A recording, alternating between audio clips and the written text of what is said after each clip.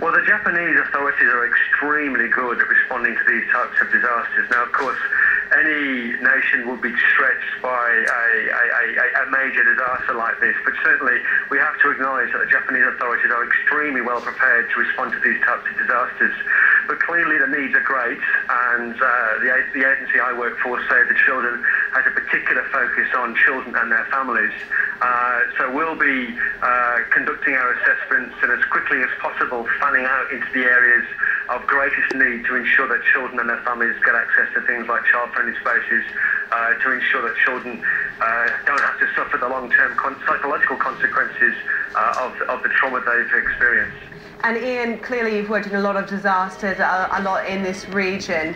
How would you judge the coordination and speed of response that we've seen so far? Well, I've only been in country for a few days. I have to make that clear. But from what I've read and from what I've seen so far, I have to say that the coordination of this emergency response has been extremely good so far. Again, I'd say that's because the Japanese authorities are so well prepared to respond to these types of disasters. Now, clearly, any nation, whether it's a developed or less developed nation, is going to have a particularly hard time responding to a disaster on this scale. Driving through the parts of the country I'm in today, there are no visible signs of damage to buildings because of the earthquake, because of the strict building codes that are adhered to here. But of course, it's very difficult to prepare for a 10-metre tsunami wave. We do also, of course, have to talk about the dangers of that nuclear reactor. How much of a concern is that for you, and are you able to actually mitigate against that? Well, obviously everybody's watching that very closely indeed. It's a concern for all of us here in Japan, of course.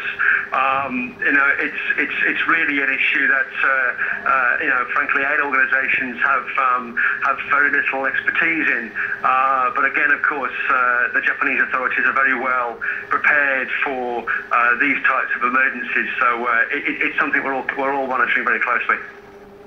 That was Ian Wolverton of Save the Children International. Well, let's get some other news now. The United States says it supports a unanimous call by the Arab League for a no-fly zone over Libya. The White House said the Arab League agreement to ask the UN Security Council to enforce the no-fly zone strengthened the international pressure on